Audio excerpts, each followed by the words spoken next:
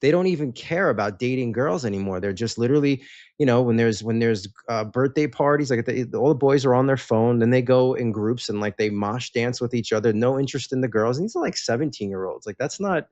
I mean, when I was 17, that was not that. That I Yeah. was like that was not the norm of what I grew up around or how I was. So Yeah. there's a shift taking place here. Yeah.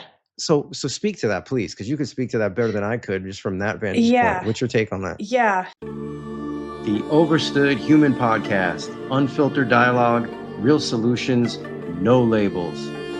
The Overstood Human Podcast exists to inspire people to live with strength, freedom, and a purpose in a world full of noise and division. We champion a life anchored in true health, strong family, personal sovereignty, and self-discovery, inspiring our listeners to thrive beyond the confines of the design system. Our mission is to inspire you to break free from mediocrity, think independently, and live a life of meaning, resilience, and impact.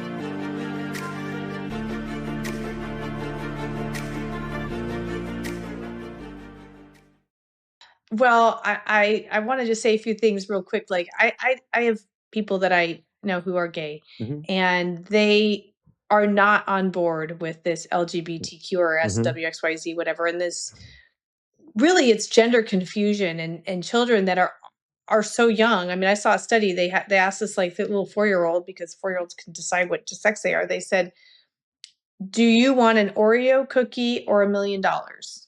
And the kid's like, "Oreo cookie," Right. And that's the mental capacity that we're now allowing these children to decide what sex they want to be.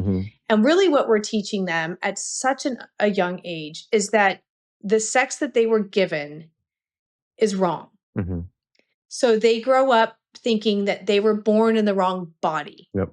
Could you imagine always feeling like God got you wrong? And most of these people don't believe in God anyways, but like you never feel accepted. And already, like as a teenager, hormones are changing. They're supposed to be changing in the right direction. Your body's changing. Women are getting breasts. Men are getting, their voices are cracking. I mean, it's for women, it becomes a more of a visible thing because you can actually see their bodies changing. Where the boys, it's more you hear it in their voices, but you can't like physically see through clothes what's going on. And they're uncomfortable and they're hiding and they're, and it's like, and then you've got, so they're already just like in this state of change. And then then they're having people that they trust and teachers and educators and parents, because there's so many effed up parents out there teaching them that they're not okay with who they are. That's ultimately what it is. And then you've got all of these vaccines and all these things and the hormones in the food and the chemicals in the food and the genetically modified foods and the toxins and the fluoride and the this and that. And like, we don't have men in society anymore. It is a very small percentage. And I can say that as a single woman, it's not a fun dating pool, right? It's just, there's a lot of soy boy men who are very feminine in their traits and what they do. And they've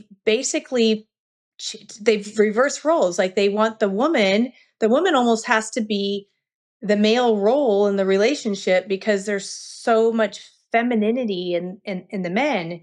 And it's I mean, I see it every single day. I all the time, like I'll get labs on a man who is in their 30s, right? Their testosterone should be through the roof. They should have very low. I get estrogen and testosterone in men and women because we both make it. And I'll see like estrogen super high in a man, and they've got like no total and no free testosterone.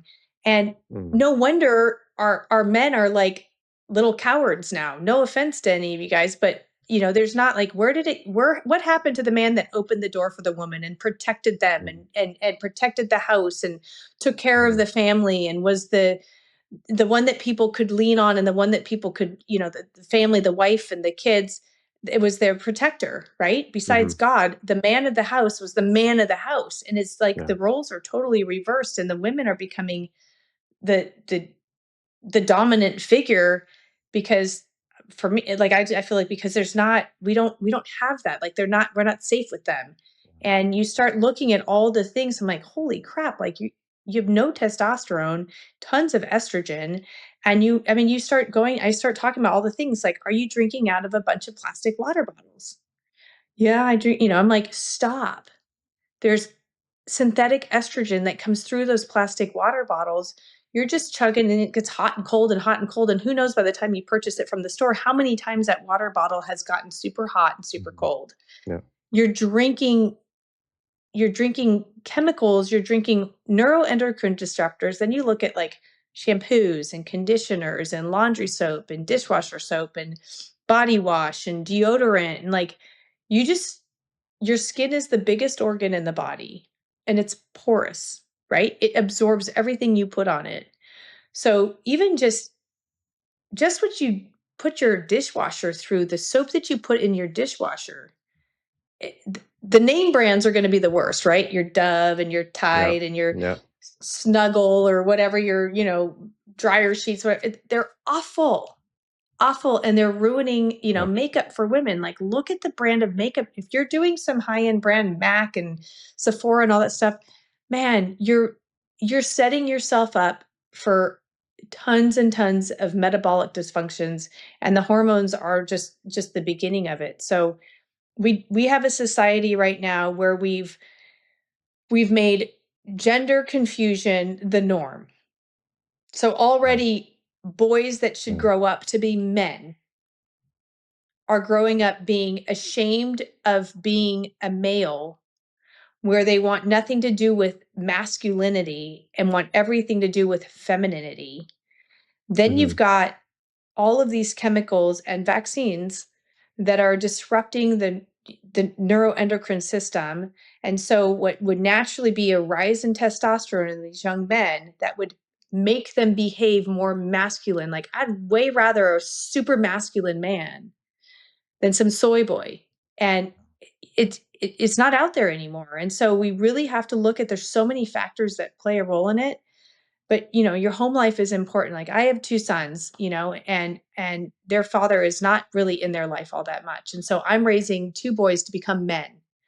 One is almost 13, one is almost 15. And I've taught them, I'm like, when I go out to my car, it's a race to open my door for me. One of you boys is opening my door for me. And you're going to be carrying in the groceries and you're going to be doing all these things, because that's what I want my son to do when they have a wife. I want them to, my oldest son, I'm like, you're the man of the house, we're shooting together. I'm taking you shooting. You've got your guns. If something happens to me, you know what to do. You lock the house up at night. And it's putting a big responsibility on him. It's not that I'm not going to go check those things, but if I raise him like I see all the other stuff, I'm just contributing to the soy boy society. I have to raise my men. And as a mom, I'm like, how the heck do I teach my sons how to shave? I don't know. I found out from a male friend, like, I don't know, women shave up. They're like, don't do that. I'm like, okay, yeah. And it shouldn't be my responsibility, but it is, like, women shave their legs up, right? Women. And so I was like, well, you go like, they're like, no, but I want my boys to be men. I refuse to allow them to grow up in a way that they are exactly what I'm trying to avoid. And it's important. So there's all these different things. And then if you're a father, man, show them how to be a father, a manly man. Show them how to protect. Show them how to treat a woman. Show them how to court her. Show them how to respect her. Show them how to build a relationship that's not just on sex, but it's on love and connection with God at the center. And I always picture that triangle, right? Where God's on top and you've got the man and the woman part of the triangle. The closer you get to God, the closer you are in your relationship. The farther you get from God, the farther you get in your relationship. And so teach them respect, teach them boundaries, teach them how to, all those things. It's so incredibly important, because the world wants to teach you that all of these things are normal and you're abnormal if you wait until marriage, or you court a woman, or you open the door for her, or you provide for her. Like, that's not the norm anymore, but that's what biblically God wants. And so Satan has taken over that. So teach them to be abnormal in a society that's upside down. Perfectly said.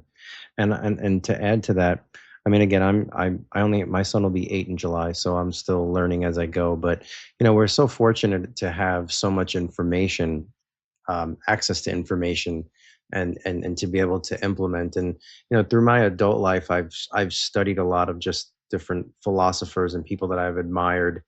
And what I'm finding with my son when I see him amongst his peers, see, like what I try to do is I'm a mush first and foremost. So like I eat that kid up, like hug him, kiss him, like, I make him earn everything, but I always get yelled at for spoiling him at the same time. But it's not, I tell him, like, if you do that, because I'm trying to teach him life is about earning what you want. So if you put the work in, you can reward yourself. So like if he wants something, sometimes I'll buy it and I'll like put it up on the shelf and I'll be like, you'll get that when you finish that book and finish doing that chore and doing that, then you now earned it. Like I want to teach him, like, you work hard, you study hard, like you take pride in yourself, then you'll earn it. But it's not going to just come to you, like, because life doesn't work like that. So seeing that, I'm trying to balance out the masculine, and I want him to also be able to know what it's like to be a softie as a man too, in the sense of being loving. Because, like how I grew up, again, an Italian New Yorker, you grew up seeing like just masculinity, right? Like, and it breed that type of masculinity is toxic on some levels because it breeds like, again, I'm excuse my language again tonight, but it breeds like douchebags, right? Like, I mean, excuse my language, sure, but you can have that too. but Yeah. you know what I mean? Like those are the narcissistic ones. Yeah. Yeah, like disrespectful and like, just hurting other people. Like that's what I, fights all the time, and like just this imbalance of masculinity. And masculinity has to be balanced out with the feminine side of the male. And when I say the feminine side, I mean the loving side, right? Because that toxic masculine is afraid to express love, is afraid to cry in front of somebody, to show like their inner, their who they are, and that's what I'm trying to teach my son. Like, I'm hard on you, but I also, you're going to see dad on his knees praying. We're going to pray together. Like, we may have praise music on and I'll start crying. Like, I want him to see me hugging my mom and hugging my dad, like expressing love, like, to my wife, like all of that. Like, he's got to see all of that. Right. Um, but it's got to be balanced out. So like with his masculine stuff though, I keep feeding that, right? Like right now he's obsessed with Bruce Lee. So like we're watching Bruce Lee flicks like 24/7, like clips of like his fight scenes. And some of them, you're like, God, he's a little young, but I'm showing him that. But then on the back end, I'm hitting him. Like, I got the book of like Bruce Lee's philosophy and wisdom of life. So, there's a lot of spiritual messages in how Bruce Lee lived and how he approached the body, and his training. The famous one that I keep explaining to my son is Bruce Lee had a famous quote. He talked about be water, and he talked about how water is shapeless, water is formless. When you put water into a cup, it becomes the cup. When you put water into a teapot, it becomes the teapot. If it's going down a stream, it'll find its way through the cracks. And he says, be water, my friend, be water.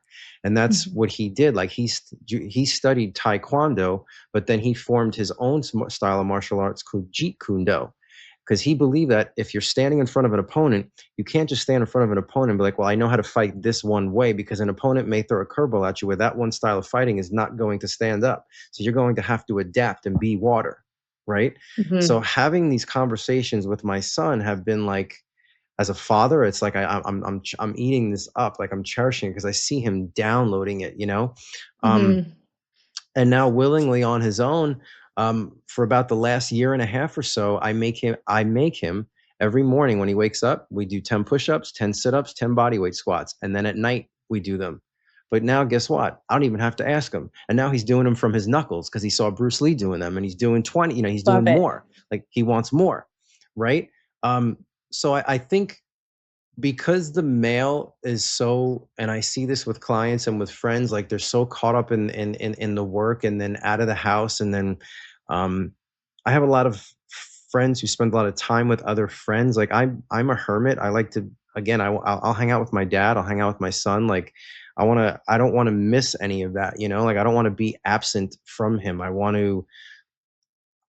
I cherish these moments because I know like in the next, he's 8 and 10 years, like he's pretty much probably out of the house. So like 10 years goes like that, and I need to know that like he knows there's that saying, right? It's like we love our child is the only person that we can't live without as parents in a sense because we love them so much, but we're training them to one day live without us.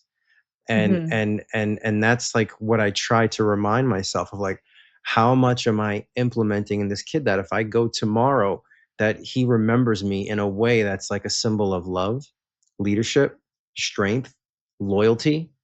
I want him to know that he gets that from me at all times. So I don't look at it, I know that all of our time is here is not forever, right? So if I was to go tomorrow, I want to make sure that like those memories are there for him. That's how I try to instill this in him. But I saw that to say, like I just there has to be that balance, right? You have to give the masculinity, but you also have to, again, because we think masculinity, we think you don't show emotions, you don't cry, like you're and He's human. Yes, exactly. But I say that because where I come from, that's a man is, I don't, you can't, that's how I growing up, like I always look at them like something doesn't, because even, even my father, I mean, he's retired now, but he worked for the airlines. He was an inspector for his whole career. And he would tell me, like at nights when I was living in Los Angeles, I would call him. It would be like 10 o'clock at night in LA, but like 1 o'clock in the morning on the East Coast. But he was working the midnight shifts at JFK Airport. And we'd talk on the phone for like an hour. And his friends would be like, "You told your son you love him?" And he's like, "Yeah." I tell him I love him. Like, what? They're like, "My son don't even talk to me." So it's having that open rapport as, to me, what builds a man, you know what I mean? Like a well-rounded man, So, and again, we lead by example, dads, I mean, I again, I haven't perfected this, but I'm always aware around my son. Like he will not see me in front of the TV. He will not see me like being lazy. He'll always see me being proactive, productive, again, to a point that like he goes and makes his own bowl of fruit now because he sees what dad does. And like, he always wants grass-fed beef because that's what dad does. And now he wants to put, he stands in the ice bath now for like 2 to 3 seconds and he's learning how to breathe. Like, so I will never want him to see me doing something that I wouldn't want him doing. Right. Yeah. I mean, the one thing that I am failing at, and I'll be honest with this, is I wish that I had a book in my hand more. I want him to see me reading more. That's one thing that I'm failing at tremendously. It's even getting to a point where like I'm going to put my phone in my book and like just like like I want him to see that more. So I'm really trying to trick him out. Yeah, I'm trying to encourage reading. Like reading is It's so, yeah. No, please go ahead. I get what you're saying, and I guess and that's true. Like as a woman, I want someone who is masculine and a protector. I don't want them to be so closed off that they can't handle emotions and things. And I think for me, because I'm a woman raising 2 sons on my own, that feminine part is natural because they see me as mom. And I do think it's very important for children growing up to have healthy relationships with their parents. And that is almost always not the case.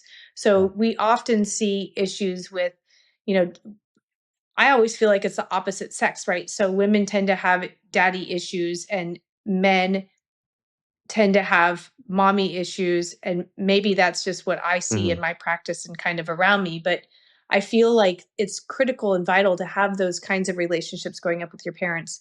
And I mean, I know people that had pretty amazing childhoods and they still like some traumatic event in their life where you kind of are like, dude, you had everything right. Why are you incapable of processing emotions? And what you think is not something traumatic, you're like, I wish I had your life. To them, it was. And so we have to respect that everybody processes things different. But we have men that aren't showing up for the children, and I'm not saying you, but just in general, as a general rule, we tend to have men that just are flaking on raising children for the majority of it, I think. And then we have women that are doing a lot, and I'm guilty of this too. Like, I work a ton. I'm trying not to, and I'm hiring more providers, but I am, I've my entire motherhood I have been the sole earner of my household. And so I have had to be the one that is working to bring in funds to provide for the family. Definitely not what I ever imagined and not what I ever wanted. But that was just the way it went because I picked men that weren't capable of being in that role. And so I mean, we all have, like, things that we wish we changed. So there's things, and I'm working on it now. I've got two that are just about out of the house, and I have two that I still have left. My daughters are on their own for the most part, and my boys I have left. And I've kind of taken a step back and go, I don't ever want to look back and say, I wish I'd done X, Y, and Z and in raising my kids. And I have regrets and things that I've done. Nobody's perfect. We're not perfect. There's only one person that was, but I can at least go, I want a better, I want a better outcome. Not that my girls aren't, they both work for me and they're amazing young ladies, but, I want to change something. I want to make this different for them. And I think I'm at a point in my life where I can kind of do that and try my best to kind of step back, and not work so hard. But, there's a reason why God made it man and woman, and why it takes a male and a female to have a baby, because it takes a male and a female to raise that child.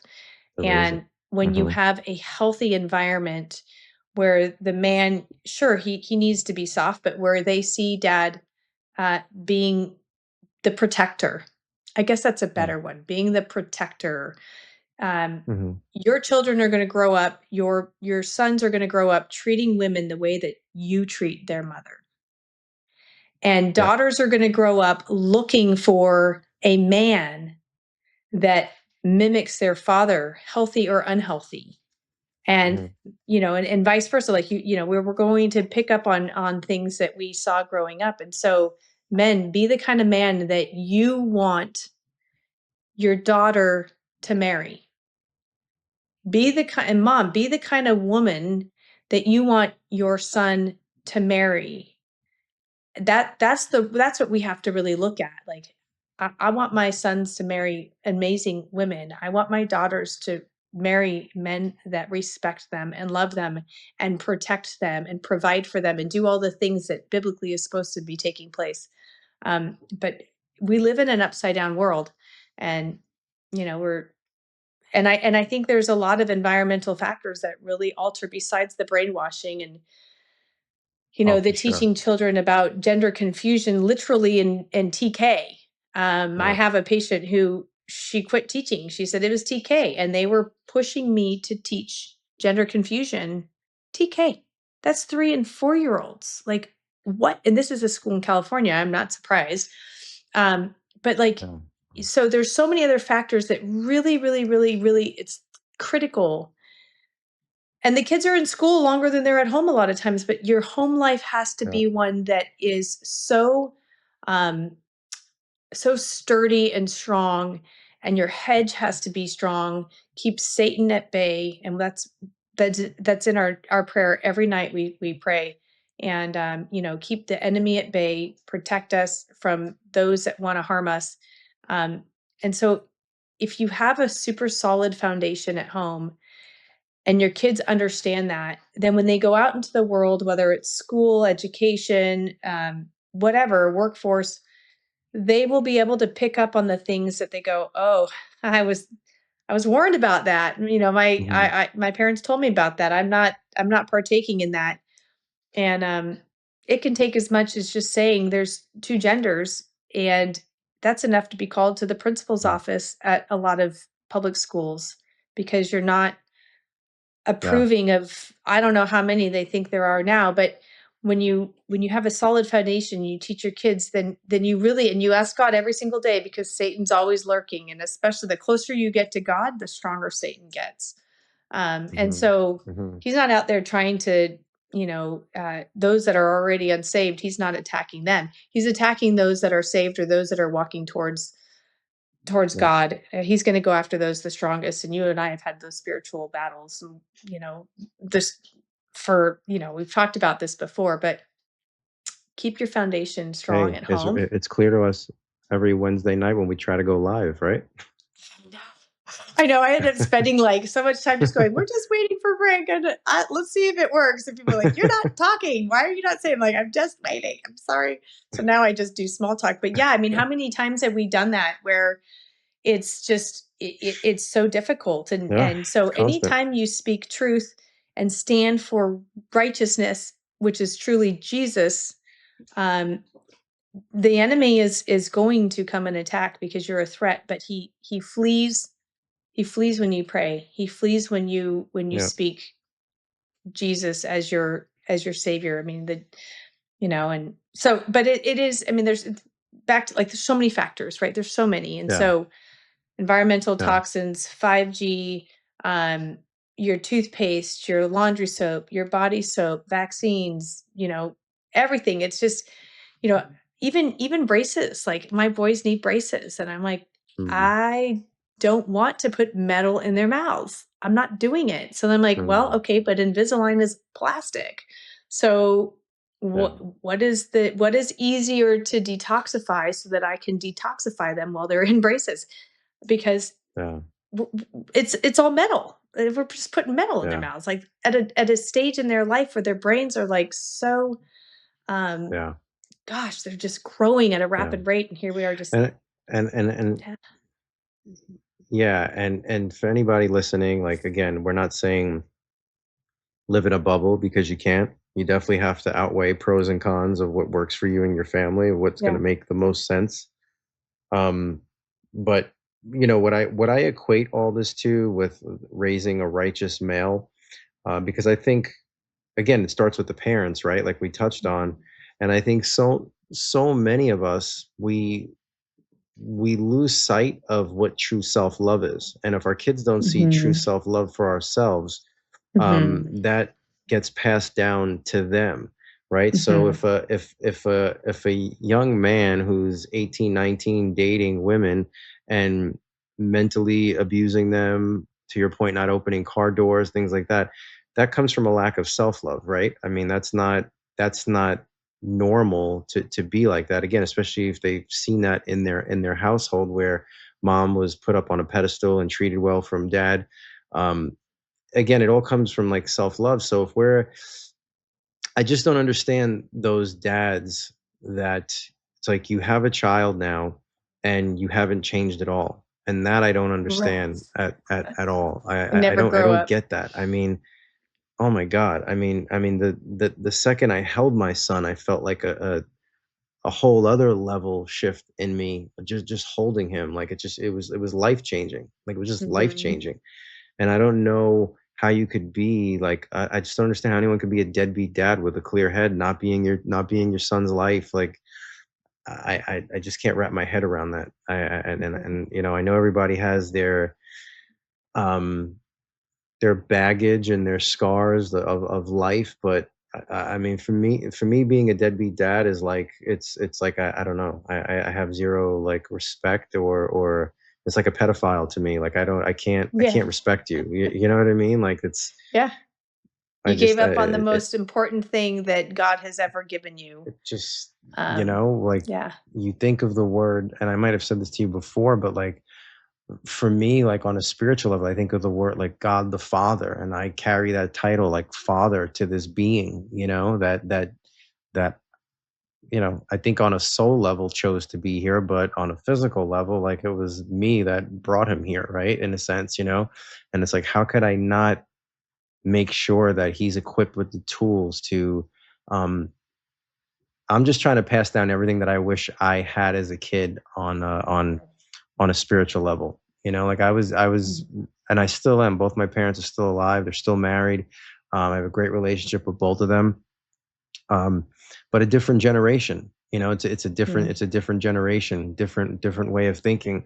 And there are things that, I wish I had in a relationship with my father, in the sense of philosophical conversations and things of that nature.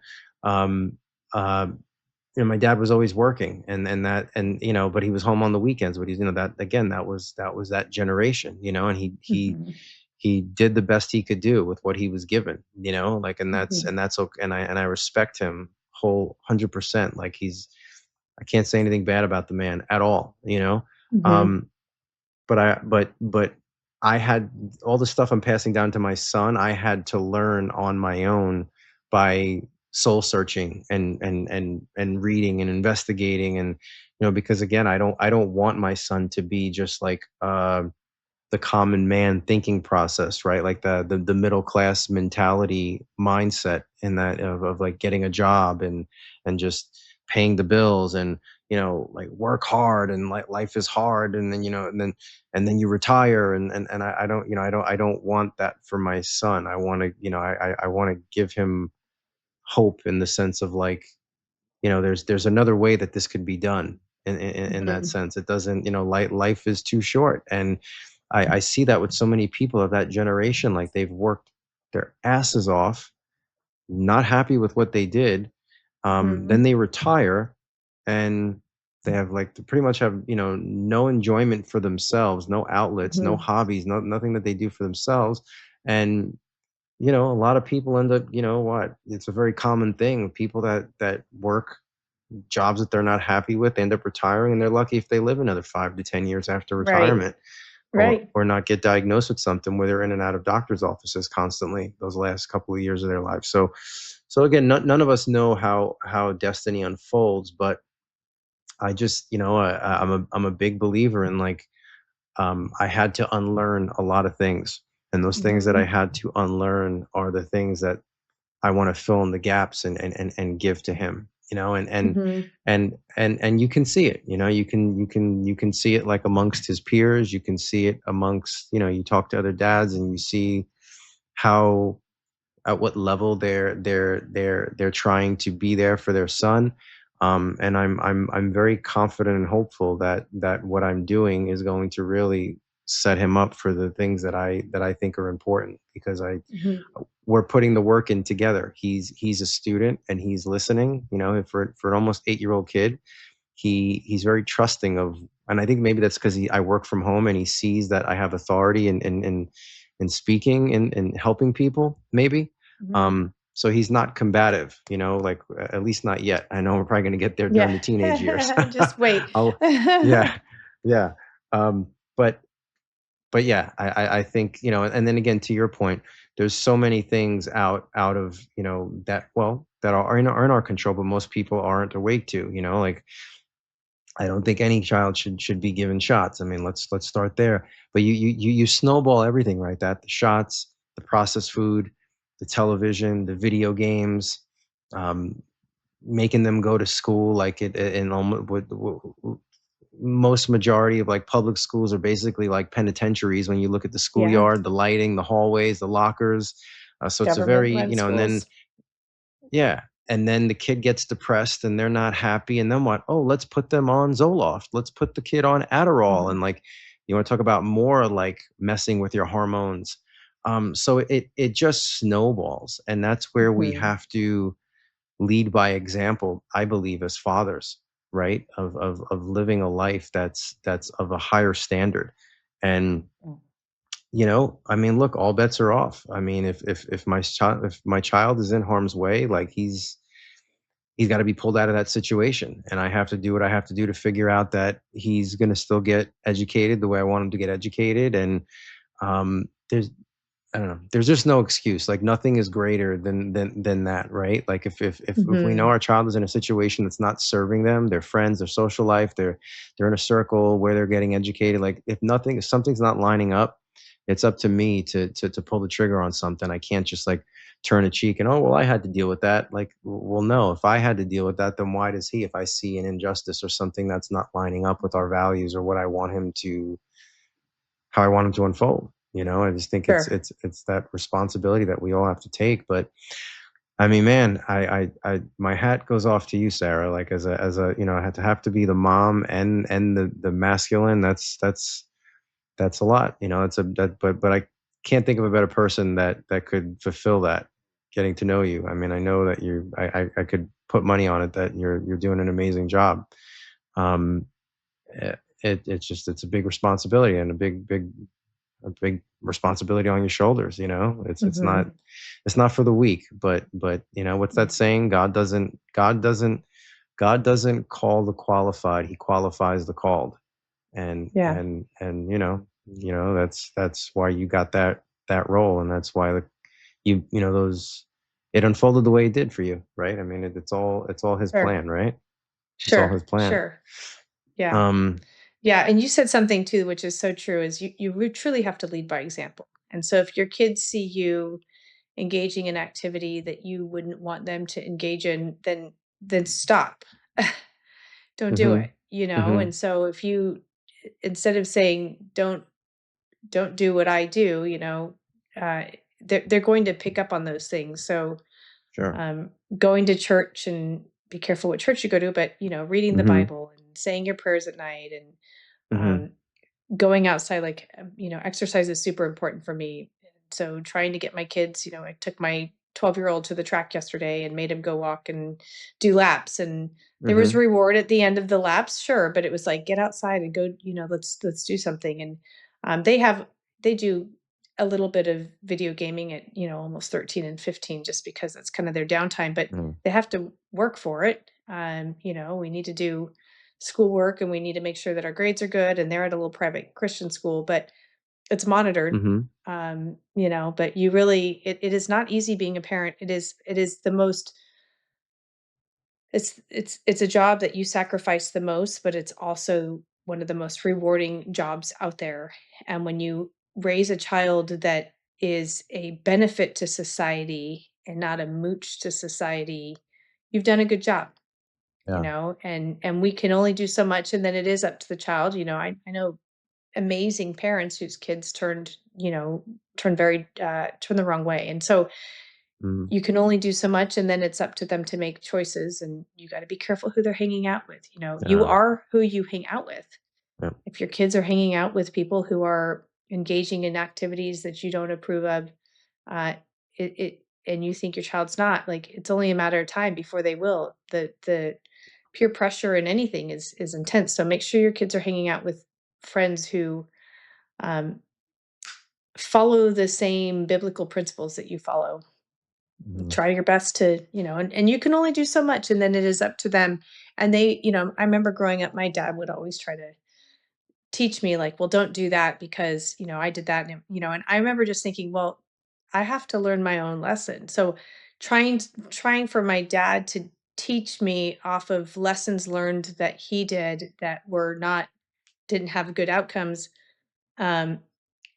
I still need, maybe that's just my stubbornness, but instead of going, oh, okay, my dad, this thing happened, I had to do it. And sure enough, it usually was not a good thing, but I had to learn for myself. And so, you and I both talked about this. We are far from perfect. I've been down some extremely dark roads in my past, extremely dark, and only by the grace of God am I actually still alive. And so it's not, I haven't been this, person that has not struggled and had some very dark pasts. And so I understand. We're both coming from areas where we've been able to grow from that and learn from that and come out the other end a better person. And a lot of people don't, but so we're not the norm. I don't think we're the norm. I'm definitely not the norm. I don't think I have any friends I grew up with that are still alive right now. But if I teach my kids, don't do that because I did that, and they got to learn. I can guide them. I can protect them while I can. And then they have to go out in the big world. And you just hope that you've given them the tools to know right from wrong, make the right decisions. But we definitely need a society where we stop this gender confusion. We teach men to be men, and get back to a society that is healthy. We have healthy masculine roles and healthy feminine roles.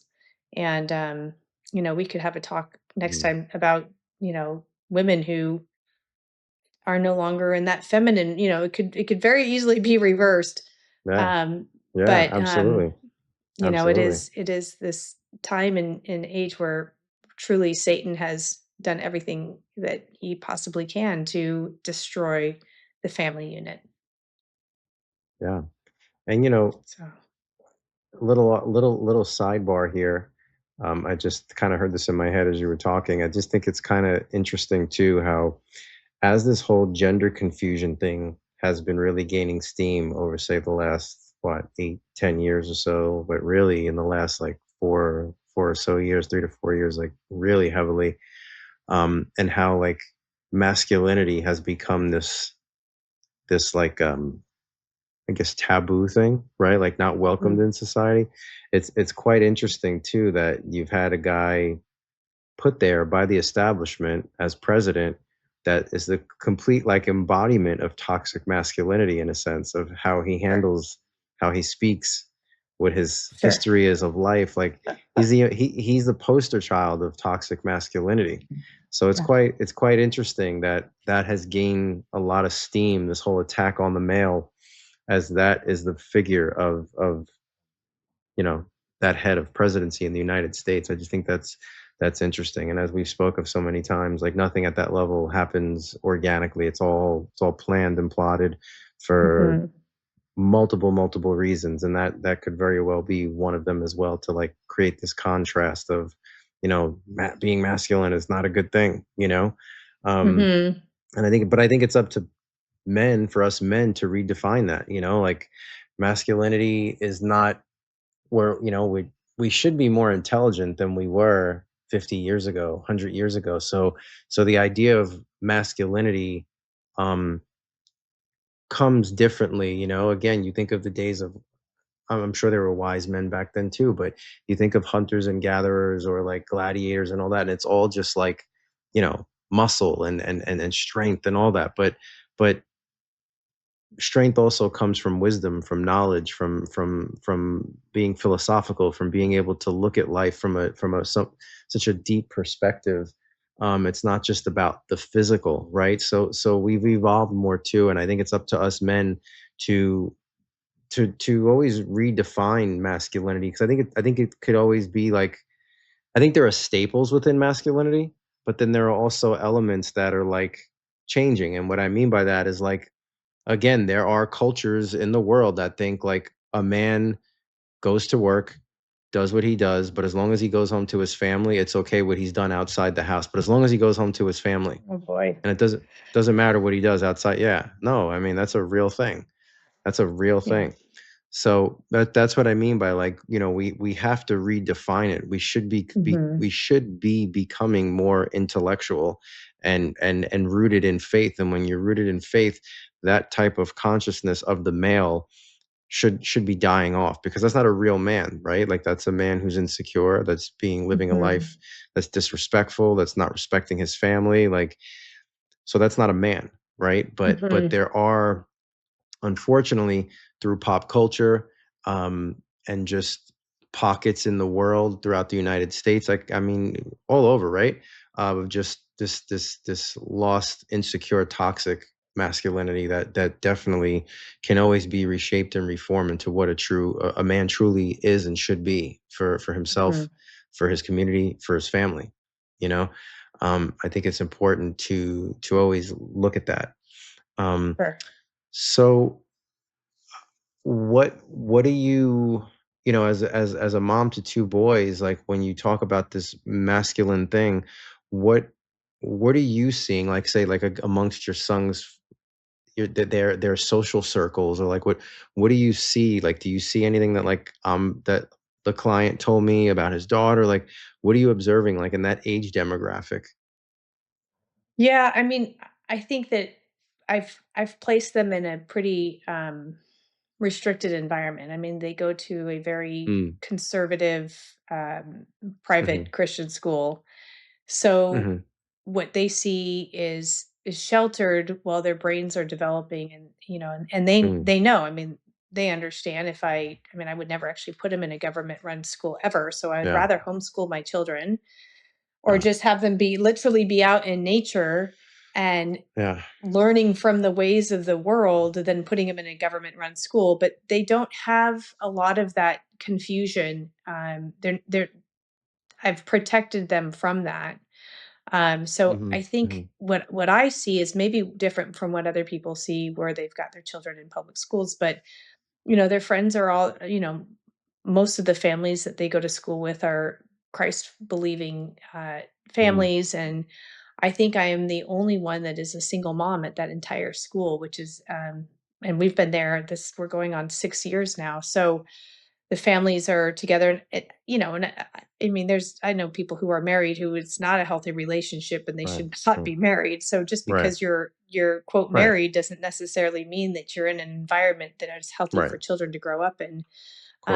But they see that, and it's so I think that it's a little bit skewed on what I see. My older son, he's in baseball, so he's playing baseball with the boys, and they talking boy things, and he's, they're very healthy young men, going to be young men, with me trying my best to make sure that they don't grow up to be soy boys, but they grow up to be, men that will attract someone that is going to be healthy for them. So we often attract people who are mirrors, and if we have unhealed wounds and things that are that have followed us into our adulthood that we haven't healed from the past, we're going to attract those kinds of people. So taking time to heal and repair those wounds, so that you attract someone that is going to complement you, and not someone that's going to bring out your wounds and do things to you that are going to hurt you more. And so trying my best to be, um and and I have a role myself of making sure that I can put get my work life in order, that I can cut back on hours so that I can be more present. We leave at 7 a.m. so I can get these boys to school on time, so that I can drive up and get to my office on time. And and so, but I need to do these things for these kids. So I think that their group of friends that they hang out with, it's a very, very, very small school. So haven't thrown them out there to the wolves. I've been very protective. I think we did public school for about 6 months, and it happened to be 2019, and then COVID hit, and it was like, what the heck is being taught? So they went from a private school in an area that we used to live in, and we moved in August of 2019. So I said, well, we'll check the public schools, and there's a school bus that can take you guys, so it's convenient, and I can have a babysitter pick you guys. It was easy. And then COVID hit, and I was like, what in the heck is being taught here? And so immediately we went back to the private, and it's either private school or it's homeschool. There's not anything. So they're a little bit more sheltered in that area, but I know that if they were ever faced with someone that tried to teach them the opposite of what they've learned from home, that they would have the understanding to be like, no, that's not true. There's two genders, and I'm a male. I'm not confused about that. And I don't need to be, I don't need pronouns. I'm not a furry. I don't, I'm a godly man, and that's ultimately what it needs to be. If you're training your children or teaching your children to be godly, then society that tries to corrupt that will have no bearing. So bold, godly men is what we really need. Yeah, absolutely. Yeah. And yeah, I agree with you 100%. Just public school is definitely not an option for me either. Like any way, shape, or form. Like that's not an option. The things, he's in a private Christian school as well, and it's great, but I have to navigate through the whole like Trump is God and Charlie Kirk was really killed by this Tyler Robinson guy. So like, there's that, like a lot of the masses believe that There's in the still school. that. So, yeah. Oh yeah. But there's one or two dads that I get it. So we talk, and luckily my son's actually friends with their son. So that works out. Yeah. But yeah, it's everywhere. And, I mean, I grew up going to Catholic school, which, I went to Catholic school from kindergarten through 9th grade, and then left Catholic school, was a public school, 10th, 11th, and 12th. And I do have to say, I witnessed more hardcore drug use in Catholic school than I did public school. Isn't that interesting? Yeah. And I was in Catholic school, like it figured, like, again, 8th and 9th grade compared to 10th, 11th, and 12th in public.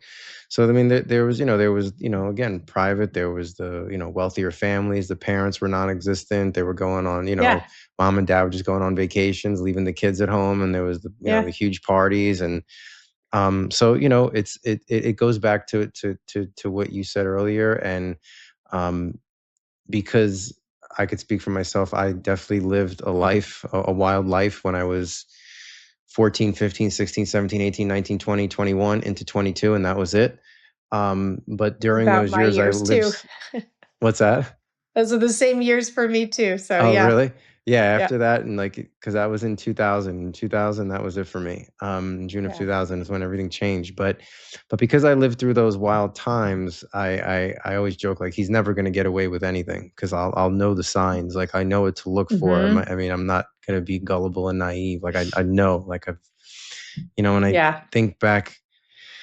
I think back at situations that I was in as like a 16-year-old, 18-year-old, and I'm like, oh my God, please, I don't ever want him to be in a situation like that, God, stupid, young and dumb, Yeah. So, it's, yeah. And I mean, and you said it, I mean, we raise our kids at home, but who they're spending the most time with, like at your son's age, right? Like at that age, like their friends are shaping them a lot. Right, because that's who they're around them a lot more than you. They're at school a lot of hours of the day, right? Like that's, my dad always had that, because my dad knew what was going on in my life, and he used to always yell at me, and he used to say, "Tell me who you stay with, and I'll tell you who you are." And I'm like, "Oh, Dad, stop," And I never understood that until it all hit the fan at 18 years old, 19 years old with the wrong crowd. And that's the thing. The longer you can come from a family of morals and ethics and all that, but the longer you hang around with the wrong people, those wrong actions start becoming normal to you. That's what happened to me.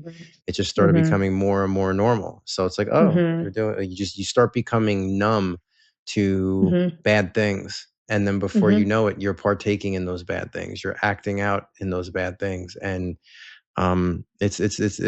it never ends well, No, it doesn't.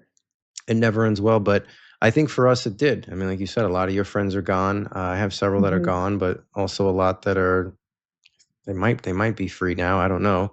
But for you and I, we're here to talk about it, and it definitely made us who we are. It's part of our journey. And I think, people like you and myself had to go through that. It just equipped us with more tools to be better parents. Right. I mean, that's how I look at it, Yeah. That's how I look at it. And it's just, you have to be selective with who you surround yourself with. Your inner circle needs to be very, very tight knit, and that's, again, I think that's the difference between a soy boy and a man, in a sense. It's like, you have to accept, we have to teach our sons to accept the world for what it is. Like, it's not all rainbows and sunshine and it's just not. You have to be equipped. You have to have all senses fired up. And the way to do that, again, I mean, I don't do baby talk with my son. I never have. I talk to him the way I'm talking to you, in this tone, all the time. And 7.5, look, Dad, they're spraying today. And I'm like, that's my boy, like, I mean, look at all the chemtrails. He's got to be aware. It just, it is what it is. It is what it is. I think I've quoted this to you before, The Art of War from Sun Tzu. Know your enemy better than you know yourself. And, and we're, like you said, we're being attacked. The enemy is through the food, through the pharmaceuticals, through the television, through the fragrances, everything. Like, so we need to overstand our enemy, and because it's coming in so many angles, and the way to overcome it is to be able to overstand it, and that's the way you conquer it, right? I think it's crucial. So yeah, I think we I think we kind of touched on everything. So I think to recap it, rethink these vaccines, parents. If you're expecting, rethink them. Please rethink them. Do your research. Yeah, we're not here to tell you what to do, but we are here to tell you, please make an informed decision. Please make an informed decision. Whatever you do, make sure it's informed. And to you dads out there, like, you know, everything I said before, and I think you said, Sarah, I think is what they need to take from that. And again, it's not that we have it figured out. I just think this is a conversation that could go on for hours and hours and hours and hours and hours, right? There's always things to learn, things to implement when it comes to parenting. But I think we're very clear what we've laid out on the table, that there is an agenda to confuse, to control population, and that is by design. That's why your kids are forced to put all these chemicals down their throat. It's from the second they're born. There's a long list of tentacles that are attached to all those that make it this agenda to create soy boys and demonize the man, right?